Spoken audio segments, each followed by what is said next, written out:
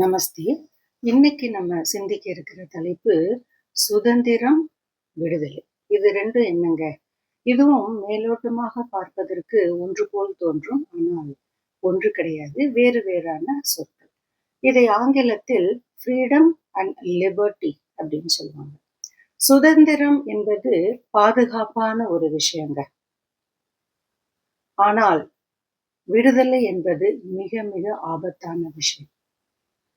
மகாத்மா காந்திஜி கிட்ட ஒரு தடவை கேட்குறாங்க, ஐயா, கைண்ட்லி டிஃபைன் ஃப்ரீடம் அப்படின்னு கேட்குறாரு. அவர் ரொம்ப அழகா சொல்றாரு, கட்டுப்பாடுகளுடன் இயங்குவதே முழு சுதந்திரம், உண்மையான சுதந்திரம்.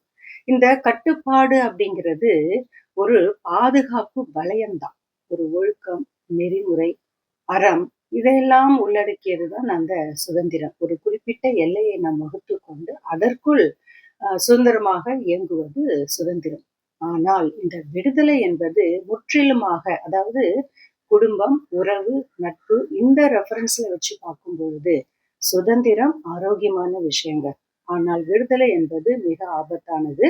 அதாவது நான் யாருக்கும் அடங்க மாட்டேன், யார் பேச்சையும் கேட்க மாட்டேன், எந்த அமைப்புக்குள்ளேயும் நான் வரமாட்டேன் அப்படின்னு சொல்றது மிக மிக ஆபத்து.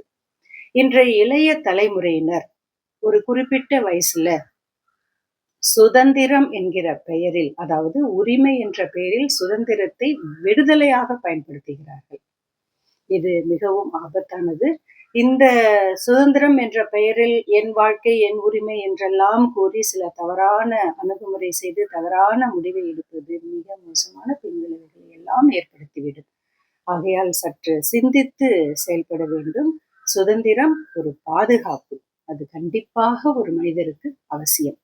எல்லைகளை வகுத்து கொண்டு அதனுள் சுற்றி வர வேண்டும், இயங்க வேண்டும். ஆனால் விடுதலை என்பது மிக மிக ஆபத்தானதுங்க. அது கொஞ்சம் வாஸ்ட் சப்ஜெக்ட். ஸோ அது குடும்பம், உறவு, நட்பு அந்த எல்லைக்குள் அதை பயன்படுத்தி விடுவது தேவையற்ற ஒன்று. நன்றி. மீண்டும் அடுத்த சந்திப்பில் சந்திப்போம்.